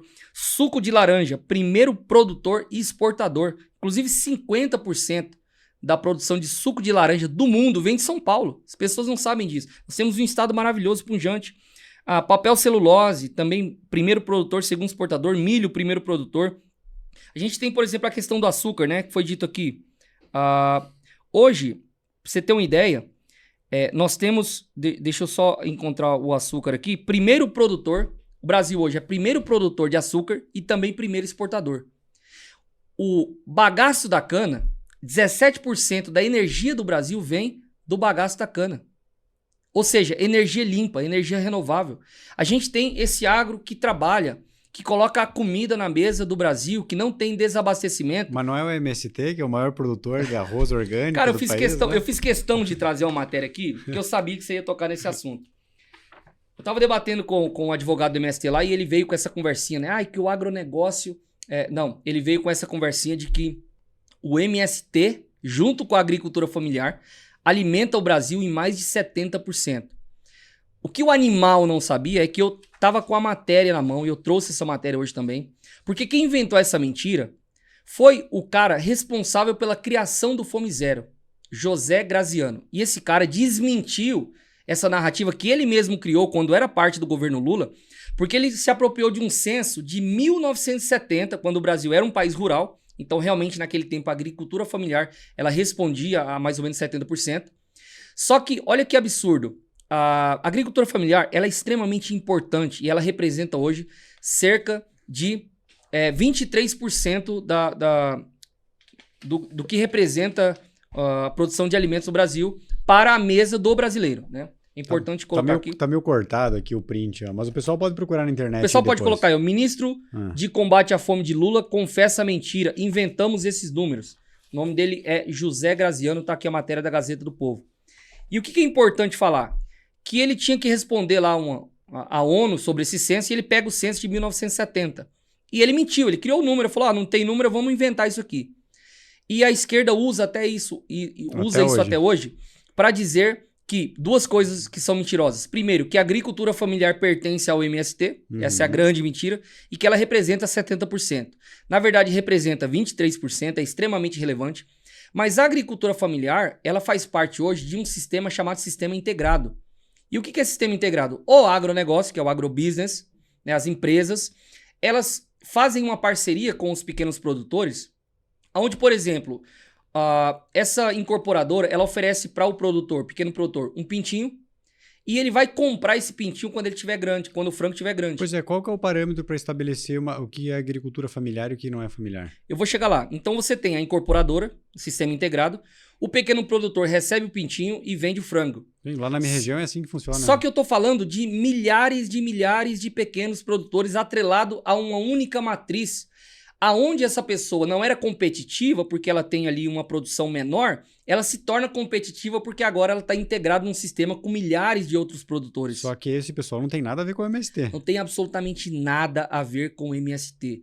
O que o MST faz, às vezes, é pegar terra invadida e aí alugar essa terra, arrendar essa terra para alguém produzir nessa terra invadida, criminosa, e essa pessoa de alguma forma, não sei se sabe ou não sabe, vai lá, produz alguma coisa. Porque o MST não tem nem CNPJ, cara. Como é que ele vai produzir alguma coisa? Ele não existe. O MST não existe como personalidade jurídica. E aí eles conseguem tentar ali, de alguma forma, dizer que o MST produz. Aí você pega a Conab. Olha pra Conab e pergunta quantos por cento da produção nacional de arroz o MST produz. Esse negócio do CNPJ, desculpa te interromper, é bom saber, porque o pessoal pode falar mal do MST que eles não conseguem processar de volta. Isso é muito bom, né? Porque Eles eles não pode têm CNPJ. xingar. Porque se um dia eles processar de volta, quer dizer que eles vão assumir uma identidade, Exato. uma identidade jurídica ali que você vai poder processar. Exatamente, né? Eles fazem isso para se blindar juridicamente, mas também dá para falar muito mal. Mas vamos lá. Qual é os dados do Conab? Quantos por cento da produção nacional de arroz o MST tem? 0,14%. Você pega 1%, divide no meio, vai dar 0,5%. Você pega 0,5%, divide no meio, vai dar 0,15%. É menos... 0,25, né? Daí é menos que isso É ainda. menos do que menos... Então, assim, é irrelevante, não serve para absolutamente nada. Eu fiz uma entrevista de rua com abaixo assinado para obrigar quem é de esquerda a comer somente o arroz do MST. Resultado, muita gente assinava. Aí que ele é mais caro ainda no final das contas. É, né? mais caro, mas vamos lá. Eu disse assim, olha, quem é de esquerda vai poder comer somente o arroz produzido pelo MST. A comida produzida pelo MST. O cara assinava e eu dizia, olha, mas vai ver uma chacina aqui, vai ver um genocídio. Por quê? Se o Lula tem realmente 60 milhões de eleitores, a gente vai matar 60 milhões de pessoas. Porque o arroz do MST não dá para alimentar 40 mil famílias no período de um ano. O Brasil tem 220 milhões de habitantes. O Lula diz que tem 60 milhões de eleitores. Então a gente vai matar todo mundo? Assim, né? Uhum. Então, e vem uma outra coisa. O arroz do MST, ele chega a ser 17 vezes mais caro que o arroz produzido de forma convencional. Você vai aqui no Armazém do Campo, em São Paulo, a gente encontrou um arroz de R$ 28,98 meia grama, 500 gramas. Sabe quanto custaria esse arroz produzido de forma convencional? R$ 1,68. Você acha que o pobre compra o arroz do MST ou compra o arroz do agro? O agro nosso alimenta, Gustavo, 1,5 bilhão de pessoas no mundo. A ONU, que o MST e a esquerda gosta de encher a boca para falar da ONU, a ONU está implorando para o agronegócio brasileiro aumentar sua produção em 47% até 2050, porque senão vai ter desabastecimento alimentar no mundo. A ONU está olhando para o Brasil e dizendo, por favor, continuem e aumentem a produção em 47%, porque o mundo vai chegar a 8 bilhões de pessoas em 2050, e se continuar nessa estimativa, nessa perspectiva, e a gente não aumentar a produção, as pessoas vão passar fome, vai haver inanição, vai haver morte. Então, lá fora, o Brasil é elogiado, o agro do Brasil é reconhecido, o agro do Brasil é respeitado pela sua produção, pela sua capacidade. Lembrando, o MST fala muito de commodities, né? As commodities nada mais são do que sementes que podem ser vendidas no mercado internacional porque elas são iguais. Então você tem a soja, né? Que é uma commodity. Mas, ora, ela é vendida lá para fora e o dinheiro volta e é injetado na nossa economia. Aumenta o consumo, aumenta o emprego, aumenta... nós representamos 1/3 do PIB, como eu disse. Então, nós temos um agro pujante, um agro poderoso, produtor, que está em ascensão ainda. E nós temos um movimento que demoniza justamente aquele que coloca comida na mesa do brasileiro. Isso é muito problemático porque se o MST conseguisse emplacar as suas ideias, nós teríamos pessoas passando fome no Brasil, nós teríamos, sem usar, por exemplo, os agroquímicos, a gente não conseguiria fazer essa produção em larga escala. Sim, a gente teria desabastecimento. Ia destruir mais o meio ambiente e tudo mais, né? Eu vi Exatamente. que você vai pra rua, você tem ido pra rua, né? Eu acho que aqui na Paulista, em outros lugares, para confrontar o pessoal com essas informações, né? Como que tem sido essa experiência aí de Cara, expor as pessoas? Você sempre... Eu vi que você tem uma estratégia ali, você tenta pescar a pessoa, fazer ela acreditar que você é um pouco de esquerda, sim, um pouco de petista, e daí conforme vai expondo os dados, ela vai virando, né? o que a gente faz na rua é uma provocação mesmo, é um experimento social para revelar para as pessoas qual é o termômetro das ruas, o que as pessoas estão falando sobre o MST, sobre essas coisas, ainda mais aqui em São Paulo, que é onde foi fundado o Foro de São Paulo, é a capital progressista da América Latina, então todas as ideias são exportadas daqui para outros lugares. Então São Paulo é extremamente importante. E aí a gente vai muito para Paulista, né? E a gente às vezes faz a pergunta, né? Olha, quem é que alimenta o MST? Quem é que alimenta o Brasil? É o MST ou é o agro? A pessoa, o MST. E aí a gente traz a informação e ela se contradiz o tempo todo. É muito bom, né? Porque aí o cara defende algo que ele não conhece. Talvez essa seja a coisa pior que existe, né? O cara defender com unhas e dentes, às vezes quer te agredir por algo que ele desconhece. E quando ele diz assim, tá, mas de onde você tirou essa informação? E aí eu digo, cara, eu morei 10 anos dentro do movimento. E aí coloca essa galera numa saia justa, né? Qual que é a maior parte das reações? Ele fica bravo, sai e deixa você no vácuo? Alguém se converteu, alguém já? Cara, converti, você acredita? Tinha uma mulher que tava com um boné de Cuba, né? Fidel Castro. Só fala mais próximo aí. A gente tava com uma mulher que tava com o boné do Fidel Castro. E aí, quem é que alimenta o Brasil? Ela, o MST. E aí eu comecei a explicar para ela o que era o agronegócio, o que era essa guerra agroecológica que o MST propõe, como isso é impossível, é uma utopia num país com 220 milhões de pessoas, e por que os alimentos orgânicos não são em nada melhores do que o produzido de forma convencional. Expliquei para ela detalhes, mostrei documentos. Ela falou, olha, na verdade, já que você está falando, eu ganhei esse boné aqui do Fidel Castro e realmente eu tinha um apreço pelo MST, mas baseado no que você está me dizendo aí, eu quero esse movimento fora e tal, e converti. Acontece com frequência. Tive um cara também, um casal ali homossexual, que o cara confessou no final, falou, olha, eu defendo o MST porque a minha mãe defendia e lá em casa a gente defendia, dizia que eles lutavam pelo pobre, mas de acordo com o que você está me falando, com sua história, eu não defendo isso não. Eu sou contra, eu sou contra a invasão de propriedade privada, eu não acho que as pessoas têm que roubar uma coisa das outras e tal. Então a gente encontra muitas pessoas assim, já fomos agredidos fisicamente, já tivemos a nossa integridade física violada por esses psicopatas que estão aí na rua. Mas, cara, a gente tá... Na Paulista? Na Avenida Paulista. Tomamos soco na cara e tem tudo... Tá sendo processado já o vagabundo do PSOL. E a gente tá... A gente tá aí pra fazer esse trabalho de busca pela verdade. A verdade tem que ser exposta e cada vez mais o agro tá entendendo isso e a gente tá caminhando pra realmente mostrar quem é o agro pro Brasil. E esse tipo de vídeo tem dado muita exposição, né? Eu acho que... O MST, antes, o trabalho que você já fazia, já tinha te colocado, assim, acho que em destaque, mas esse trabalho na rua e tal, o pessoal gosta muito desse confronto de ideias. E você já pensou agora, eu tô fazendo uma pergunta retórica porque eu sei, né? Em entrar na política agora, esse é o próximo passo? Cara, não tem pra onde eu fugir, né? As pessoas falam, o que você quer na política? Porque quem me conhece de perto, Gustavo, sabe que eu já gastei muito dinheiro na política. Eu não tô na política por dinheiro. Eu não tô na política por cargo, por status. Nada disso vale a pena quando você coloca na balança e vê, por exemplo, um cara como Nicolas Ferreira, né? Que do nada o cara recebe um processo, tem que pagar 30 mil, tem que pagar 50 mil. Ana Campanholo fez um vídeo, uma videoaula. Ela pagou os direitos autorais para o cantor de esquerda. Ela comentou o vídeo dele em uma aula gratuita no YouTube e recebeu um processo de 500 mil reais. Quando você olha para isso... E você fala, beleza, mas o salário de um deputado é alto. Vale a pena? O desgaste da tua família, o desgaste do teu tempo. Quem quer ganhar dinheiro hoje e quer entrar na política para fazer a coisa certa, eu digo, saia da política. Porque política é o último lugar que uma pessoa que quer fazer da forma certa vai ganhar dinheiro. Porque teu salário vai tudo para processo. Tu tem o risco de ter o teu mandato cassado. Tu tem o risco de ir preso. Como a gente tem deputados hoje que foram presos por crime de opinião. Eu olho para Daniel Silveira quando eu penso em ir para a política. Eu olho para Carla Zambelli quando eu penso em ir para a política. Eu olho para o Eduardo Bolsonaro, que está lá fora. Eu olho para o Nicolas Ferreira, que é todo dia recebendo processo por aquilo que ele fala. Então, para quem quer fazer a coisa certa, da forma certa, vale a pena estar na política por qualquer outro motivo que não ser acreditar realmente que a gente pode transformar o Brasil?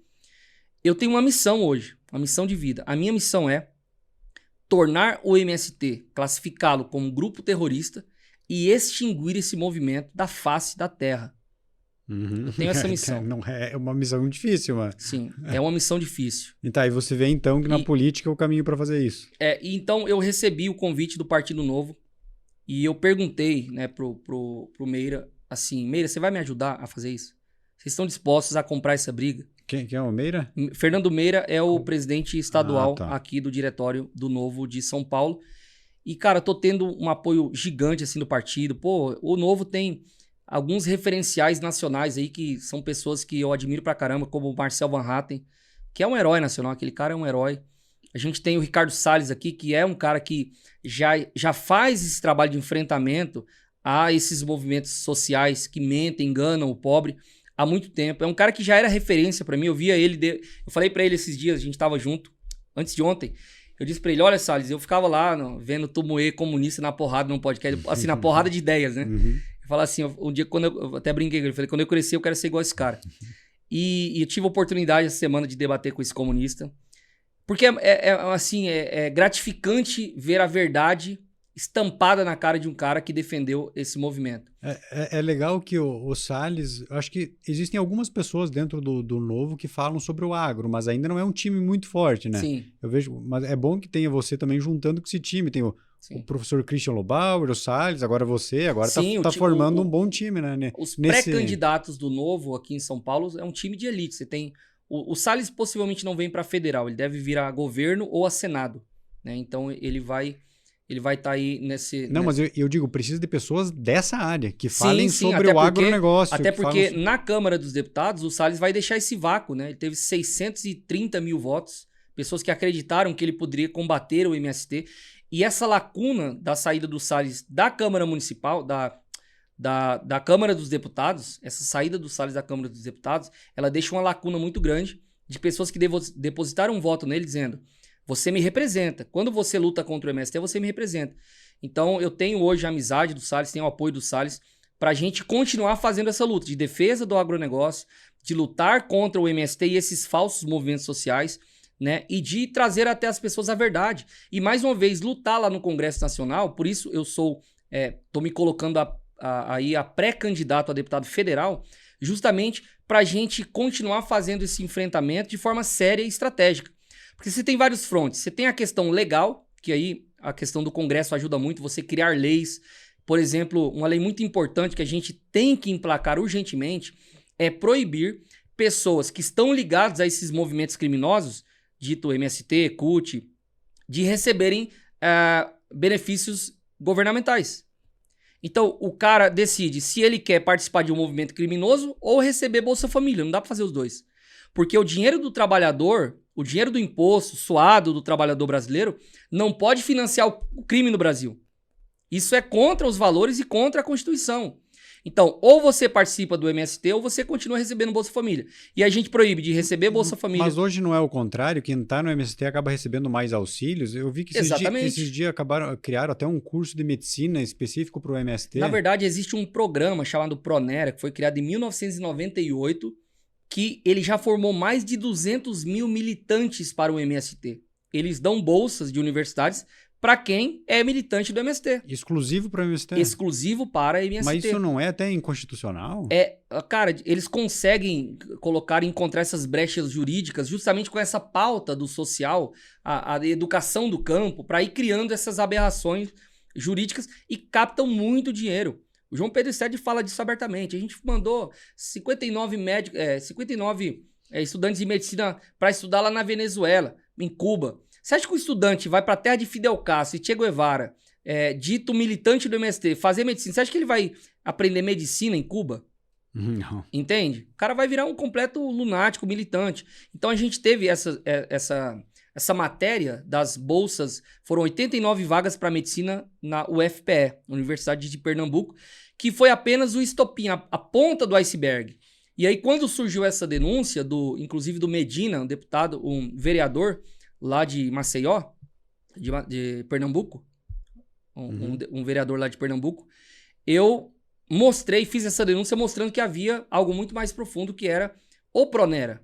Então você tem um Pronera, você tem um Pronaf, você tem dezenas de formas de captar recursos para o MST. Então, mais uma vez, a gente precisa cortar a torneirinha do dinheiro público que vai para essas instituições, para ONGs ligadas ao MST e para falsas cooperativas que captam recursos também. Mais uma vez, a gente precisa de dois frontes. A gente precisa do fronte legislativo, né, que aí o Congresso Nacional ajuda bastante. Você ter a ferramenta de um deputado federal para poder fazer isso, mas você também tem a voz do deputado, que é uma voz para continuar guerreando essa guerra cultural. E ao mesmo tempo, o que o Lula fez de prometer e não entregar, na direita, infelizmente, a gente percebeu que tem muito deputado e senador lá que usa ali os slogans bonitos da direita para se dizer de direita, mas que agora lá no mandato não entrega nada, não tem a competência de fazer. Então a gente tem que colocar pessoas lá que usem essas pautas, usem essas bandeiras, mas que depois de eleitas consigam entregar algum resultado, porque eu acho que também ficou aquém no governo Bolsonaro, não vou botar a culpa só no Bolsonaro, mas enfim, do Congresso, das pessoas que se elegeram com essa pauta, de fazer algo efetivo em prol do pessoal do agro, das pessoas que estão sofrendo, né, na mão desses terroristas. Você me perguntou sobre o motivo de eu colocar o meu nome como pré-candidato a deputado federal por São Paulo. Eu recebo, Gustavo, todos os dias mensagens no Instagram, nas redes sociais, de pessoas, às vezes até emocionadas, dizendo: cara, você me representa. Eu também fiz parte desse movimento e eu não tenho coragem, infelizmente eu não tenho coragem, não posso colocar minha família em risco para fazer o que você faz hoje. Porque as pessoas acham que a camiseta vai trabalhar vagabundo, os vídeos na internet, esse trabalho cultural que a gente faz, a gente se diverte no processo, mas ninguém vê as ameaças que a gente recebe. Ninguém vê as agressões que a gente toma aí na rua, como eu fui agredido na Paulista, como fomos agredidos em Guarulhos, como meus colegas foram agredidos na USP. As pessoas não sabem o drama que é você ter que reforçar a sua segurança a cada lugar que você vai. Você pensar na segurança da tua esposa, da tua família todo o tempo, porque afinal você está comprando uma briga de pessoas que recebem milhões para defender uma ideia como essa. Então, quando eu penso em tudo isso, eu penso que Deus é soberano, ele permitiu de alguma forma que a gente não entende eu passar por esse movimento para que hoje eu pudesse entendê-lo como ninguém e lutar por isso. Então eu estou na política por propósito. Eu não sou um político pela política. Eu carrego antes da voz política uma voz profética. E a voz profética para o cristão é uma voz de denúncia. É de denunciar os verdadeiros opressores. E quem são os verdadeiros opressores? Não é o empresário, não é o fazendeiro, não é o produtor. O verdadeiro opressor é o militante de esquerda, é o político engravatado do PSOL, do PT, que fica lá em Brasília, manipulando movimentos sociais, que na ponta está manipulando o pobre, gerando desgraça e sequestro da dignidade dessas pessoas. Então eu estou na política por algo maior que a política. Eu estou na política para manifestar o reino de Deus. Se vai ser agora em 26, se vai ser em 28, se vai ser em 30, eu não tenho pressa. O que eu sei é que eu faço algo sério, eu tenho credibilidade para fazer, todos os lugares onde passei na política, já fui do PL, fiquei no PL, fui candidato a vereador em Goiás pelo PL, e eu tive ali muitos amigos, tenho muitos amigos do PL, hoje estou no Novo, porque o partido abriu as portas para mim, e é um partido que representa aquilo que eu acredito. Tem pessoas que eu conheço nos bastidores que são do partido, que representam o que eu acredito, e que está me dando a oportunidade de ser pré-candidato aqui por São Paulo. E eu vejo que tem... O Novo acho que era um pouco carente, assim, desse pessoal bom de comunicação, e agora tá com um time. Eu vejo que tem o Guilherme Kilter ali em Curitiba, Poxa, tem você, tem baita, cara. Tem cada vez mais pessoas assim que conseguem se comunicar, né? Que eu acho que faltava isso no Novo. Sim, o Novo teve uma péssima fase, né? Que foi a fase do Amoedo. E por isso que dá muita alegria em participar do Novo. Porque é um partido que foi criado com uma ideia tão pura que a própria como que chama o documento? Estatuto? O estatuto do partido permitiu expulsar o fundador, um dos fundadores. Então o partido é tão bom que ele expulsa o fundador do partido, o presidente do partido, porque afinal o partido é aquilo que é o estatuto. O estatuto é muito bom, tem a segurança para a gente ser candidato, para a gente saber que o partido vai dar esse apoio e vai continuar mantendo os valores puros. E cara, eu estou muito feliz mesmo. O Novo, inclusive, tem feito muitas alianças importantes com pessoas do PL, inclusive. Você tem no Rio Grande do Sul, teve agora um evento onde estava o Zuco, deputado Zuco, um grande cara que está sendo candidato ao governo lá do Rio Grande do Sul, o Marcel Van Hatten do Novo lançando ao Senado e Michele Bolsonaro no palco. Então você tem, eu digo o seguinte, a direita é aquela família que briga o ano inteiro, mas tá chegando perto do Natal, você começa a mandar mensagem, apaziguar pra gente lutar, pra gente estar junto, né? Então, nas eleições de 2026, eu acredito que tá acontecendo muito isso. O Novo, o PL estão se juntando, entendendo a importância. Eu sempre fui próximo do pessoal do Novo, mesmo naquela fase trágica ali do Amoedo, óbvio que daí ninguém gostava, né? Hoje faço parte também do time do Novo, mas mesmo eu vejo que tem boas pessoas em outros partidos e sempre, sei lá, foi a Carol Detone lá num evento na minha cidade, mesmo sendo outro partido, eu vou lá para prestigiar, para mostrar que a direita tem força, né? Porque é muito triste daí alguém de direita fazer um evento lá não ter pessoas. Sim. Então tem que apoiar elas, os bons líderes, independente do partido. Mas eu vejo que o Novo está se encaminhando para ter uma boa estrutura para poder receber essas pessoas, né? E tentar evitar de fazer essas cagadas que o Amoedo fazia. Exato. O Salles sempre relembra uma piadinha, um meme do Novo, que o cara tá no banheiro assim, aí tem um mictório e tem mais 5 mictórios assim do lado, né? E aí chega o cara, ao invés de ir no mictório mais distante, que é a regra masculina, né? O cara tem que ir no mictório mais distante possível. Sim. Ele passa o primeiro, o segundo, As o mulheres terceiro. as mulheres não entendem Eles isso, não né? entendem. Aí ele vai num mictório bem do lado do cara e dá uma olhadinha assim pra baixo e fala: Oi, você conhece o Novo? Esse era o Novo laranjado da época do Amoedo, né? Tem que Hoje, superar hoje isso. o Novo tá com a extrema-direita. E o Né? Salles foi expulso pelo Amoedo, né? Exatamente. Porque era considerado extremista demais pela galera do sapatênis. Mas hoje o Novo tá incrível, tá muito alinhado com as ideias, né, do nosso líder Jair Bolsonaro. A gente tem feito um trabalho forte nas redes sociais para mostrar que, cara, a gente precisa defender ideias. O partido é importante, mas acima de qualquer coisa partidária, a gente tem a mesma ideia, o mesmo valor. O Bolsonaro, por exemplo, ele fez alianças e colocou o Tarcísio no Republicanos. O Tarcísio, candidato do Bolsonaro, foi eleito por São Paulo, governador, no Partido Republicanos. O Derrite está indo para o PP disputar o governo ou o Senado pelo Partido Progressista, sendo o candidato do Bolsonaro. Teve uma fala do Eduardo Bolsonaro hoje, que ele diz basicamente o seguinte: o verdadeiro bolsonarista, ele só não vota no PT e nos seus puxadinhos, ele não é preocupado com essa parada de partido. Uhum. Ele diz, inclusive, que o bolsonarista não vota só em quem o partido do Bolsonaro mandar. Ele colocou em aspas. Não. Ele vota em quem está de acordo com os seus ideais. E aí, ele está falando isso porque o contexto é: a Globo, sei lá, soltou uma matéria tentando jogar areia no relacionamento com a Caroline Detoni e o Bolsonaro. O Carlos e o Jair Bolsonaro, porque os dois são os candidatos preferidos lá para a vaga de Senado. Então, a Globo jogou areia. O Carlos Bolsonaro defendeu a Caroline Detoni como certa a candidata, com a dobradinha ele e a Caroline Detoni, e o Eduardo aproveitou disso para dizer: olha, mesmo que a Caroline Detoni esteja fazendo um aceno ao Novo, por conta de algumas coisas que estão acontecendo no partido, no PL, ele diz o seguinte: eu torço para que o PL tome a decisão correta de não permitir que a Caroline Detoni saia do PL para o Novo, mas independente disso, eu acredito. A minha interpretação do texto dele foi essa. Se ela estiver no Novo, ainda assim ela será candidata de Jair Messias Bolsonaro. Cara, isso mostra uma maturidade extraordinária do Eduardo. Ele tem cada vez mais se colocado nessa postura de líder. E essa, por exemplo, foi uma baita postura dele em relação a isso. Porque é isso mesmo, no fim das contas. Exatamente. Superar aquela fase do Amoedo, né? Que daí via o Novo só como... Eu acho que tinha muito disso lá. Está desamodizando o Novo. E tem menos do lado do Novo, eu acho. O pessoal do Novo reconhece que existem boas lideranças lá, só que o pessoal de lá, talvez por causa dessa época, mas agora eu também vejo que está superando. Sim. E eu acho que esse episódio aí com a Carol Detoni vai revelar muita coisa. Vamos ver como que vai se desdobrar esse negócio. O Novo está próximo do PL. Eu falo PL porque é o partido do Bolsonaro e porque tem muitos deputados da direita. O Novo está perto do PL em quase todos os estados do Brasil. Tá um relacionamento muito amistoso. Por quê? Porque eu entendo que, cara, se a gente não se unir, a esquerda vai nadar de braçada nessas eleições. Isso é um fato. Não adianta a gente lutar internamente. Afinal, mais uma vez, a nossa luta tá acima do partido, né? Isso. E fortalecer. Tem até um mantra aí que o pessoal repete muito, mas que eu não...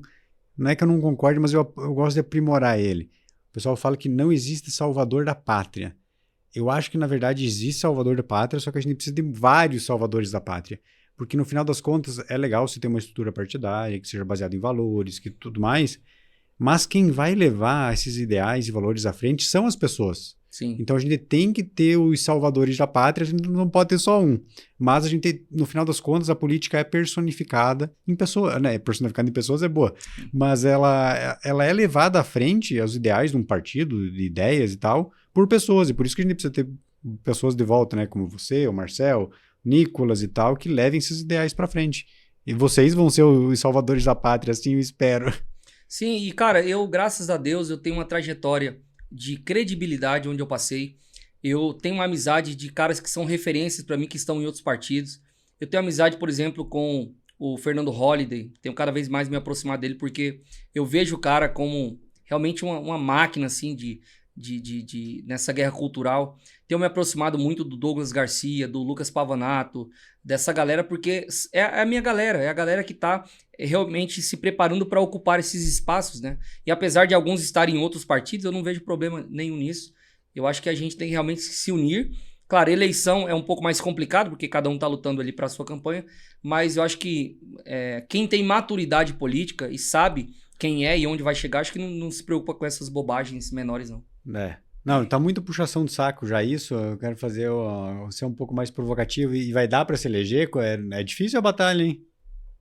Cara, eu acredito muito no poder das redes sociais.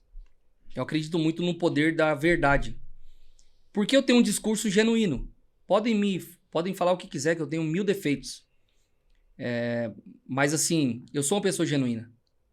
Eu acredito, eu falo o que eu acredito. Eu acredito no que eu digo. Eu tento sempre fazer aquilo que eu digo. Então, eu tenho organizado a minha vida para combater o MST. Hoje, um pouco mais na área cultural. Então, a gente tem se esforçado muito para palestrar em universidades. Essa semana, tivemos uma palestra em Bauru. Essa foi mais partidária. Mas tivemos 2 palestras em escolas na cidade de Pirassununga. E foi extremamente relevante, porque a gente falou para a turma do 1º e do 2º ano. Eu pude olhar no olho daqueles jovens, daqueles adolescentes, e dizer para eles o seguinte: essa é a minha história, olha o que eu vivi nas mãos dessa ideologia. E se vocês acreditarem nessa mentira, de que a ideologia marxista ela é boa, de que ela é um ideal para você defender, se você acreditar nessa maldição, se você acreditar que você é vítima, você vai simplesmente não vai conseguir prosperar. Mas se você acreditar que você é protagonista da própria história, então tem uma outra doutrina melhor, que é a fé cristã. Então palestrei para esses adolescentes. Mas dentro das universidades consegue ter uma palestra, ou sempre que eu tento dar alguma palestra na universidade vira aqueles barracos lá e manifestação da esquerda? Então, na verdade, a gente tem algumas universidades, depende muito do movimento, né? Se você tem por exemplo, na USP é muito difícil. A gente agenda a palestra e tenta fazer, mas acaba que eles não autorizam, né? Eles fazem movimentos para dissuadir. Mas, enfim, isso revela o que eles são, né? A gente tem... Mas tirando a USP, tem universidades que dá para palestrar e tal, ou não chegaram ainda em outras universidades? A gente ainda não começou a palestrar nas universidades. Tem algumas já pré-agendadas, a gente está tentando essas agendas. Então, eu só vou poder te falar isso depois. Mas eu acredito que... eu acho que esse é o campo que a gente tem que cada vez explorar mais. Sim, eles falam... Se a universidade é um lugar que a gente une ideias divergentes, o que é a universidade? Você tem um universo, um universo. Você tem uma versidade de conhecimento e você tenta trabalhar em unidade, né? Então... Foi meio de uma Rousseff agora.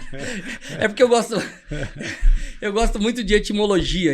Universidade, um verso de unidade, né? Então você tem esses conceitos. Então, mas é isso. Mas tem que...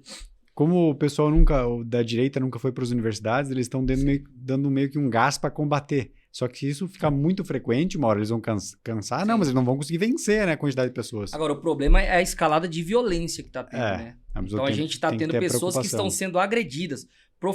Um professor foi agredido dentro de uma universidade recentemente porque eu acho que estavam fazendo protesto e ele chegou e não queriam que ele protestasse. E não queria que... Não, eles estavam fazendo greve e ele veio para dar aula e agrediram o professor. Então, tá cada dia pior. O Gui Kilter e o Chiquini também, que foram dar palestra lá no UFPE e foram convidados e não deixaram eles dar palestra. Você veja, num estado... Eu vejo pessoas tentando defender as universidades ainda quando a gente faz essas críticas. Eles falam, não, mas veja bem, dentro das universidades tem pessoas boas e tal. Cara, mas o fato de esse tipo de coisa estar acontecendo lá e ninguém ser preso, ninguém ser punido, já mostra que o negócio está totalmente desvirtuado. Totalmente desvirtuado. A União Conservadora está tentando emplacar um projeto de lei que exige exame toxicológico a cada 6 meses para alunos de universidade pública. Um dia eu fiz um meme, vai virar um deserto assim já, né? Não entra ninguém. Tu tira professor e aluno assim numa pancada, né? Até os professores vão cair. Resultado, eles estão indo para a USP falar disso, a gente está indo. E a galera tá sendo agredida, cara. Um adolescente de 16 anos de idade foi agredido dentro da USP, teve o celular roubado, o Gessé. E vários membros da União Conservadora, como o Mário, foram agredidos. Cara, eu acho essa pauta maravilhosa, porque você tá gastando dinheiro público com estudante, então eu tenho que exigir que o cara não use droga. Me prova que tu não tá indo pra faculdade só pra fumar maconha, pô. Não é nada demais, pô. Não é nada demais. Quer dizer que você usa droga mesmo? O cara vai ter que assumir que usa droga, né, pra ser contra essa lei. Exatamente. E assim, usa. Se você entrar lá agora, você vai ver curso de não sei o quê, com um monte de gente pelada na USP. Você vê isso com frequência. É uma bizarrice, né? É oficina de siririca. Tem matérias lá que comparam o agronegócio com a pandemia que matou pessoas. Você tem curso... Aqui em São Paulo vocês têm uma tarefa dura, hein? É difícil, né? Mas assim, a gente não vai desistir, cara. A gente vai continuar e doa em quem doer. Ótimo. Boa sorte. Eu tô torcendo por vocês nessa empreitada. Vamos aproveitar aqui e encaminhar já pro final de volta. Pessoal, A Face Oculta do MST, o livro, pode mostrar aí de volta? Olha, vamos para a nossa câmera aqui. Então, onde que tá? A Amazon tem? Ele está disponível na livraria do Nicolas Ferreira. Se você for na minha rede social, @PedroPoncio_SP, você vai encontrar também lá na minha livraria, a livraria do pedroponcio.com.br. No teu Instagram você consegue acesso a tudo isso aqui? No meu encontro. Aí se você colocar no Google aí, você vai encontrar na livraria da Ana Campanholo, do Eduardo Bolsonaro, do Olavo de Carvalho. Tá em todas as livrarias conservadoras do Brasil. Dá preferência para minha. Para ganhar mais. Cashback. Tem outros livros lá também. Tem o Mínimo sobre o MST, que é um livro de bolso. Esse é bom, essa coleção, né? Ela é muito legal, o livro Mínimo, que é um livro que você lê num dia e também pode presentear alguém. E tem também a Liberdade Ameaçada, que um livro que eu fiz em collab com várias personalidades, como a gente teve o Paulo Cogos, a gente teve o Marco Polon, teve Marco Antônio Costa, teve o Rodrigo Lorenzoni, que foi organizador lá do Rio Grande do Sul. Tem Karine Michelin. Cara, tem uma infinidade de gente nesse livro, muito legal. E tem também o documentário lá da Brasil Paralelo, MST Terra Prometida, A gente falou dele hoje, MST Terra Prometida. Brasil Paralelo, patrocina nós. Patrocina o homem. Mas então tá, algum recado final aí, Ponce, já deixa de volta a rede social aí, como que tu encontra? Então, cara, se eu pudesse deixar uma mensagem pro Brasil, cara, não desista. A gente tá numa guerra cultural, é difícil, tem dia que é desanimador. Eu mesmo, tem dia que você leva tanta pancada de tanto lado que é desmotivador. Mas a gente realmente tá fazendo algo pelo futuro dos nossos filhos. Eu acredito muito nisso, não é frase, não é jargão. E contem comigo, né? Se Deus assim permitir, serei candidato, sou pré-candidato. E tenho tentado me esforçar para que a gente consiga fazer algo relevante. Ou, no mínimo, que eu contribua com o partido e a gente consiga colocar boas pessoas lá. Eu estou no @PedroPoncio_SP, todas as minhas redes sociais, no Instagram, no X e também no YouTube. É isso, contem comigo. Vai trabalhar, vagabundo, o capitalismo é maravilhoso. Então, e tem a camiseta para você comprar lá também. Tá disponível lá também. Acompanha essa fera aí, bicho. Lá no Instagram, curte, compartilha, comenta os vídeos dele. Se você é de São Paulo e não tem pré-candidato ainda, né? Dá uma força para ele lá também, manda uma mensagem mostrando apoio. Falando em apoio, não esquece aí do nosso Apoia-se. A gente tem um crowdfunding para você ajudar a tornar isso aqui sustentável. Tem que pagar o cara que está ali na câmera agora, né? Que tá ajudando a gente. Então, apoia.se/rec, você pode ajudar, daí você pode também mandar lá sugestões de pauta, mandar pergunta pro entrevistado, não, que é uma conversa aqui, né, para quem a gente está trocando uma ideia, e se tudo der certo também lá na frente, quando a gente vai conseguindo mais força, a gente pode fazer ao vivo isso aqui, mas depende da tua ajuda. Beleza? Espero você no próximo episódio, então, até mais. Falou!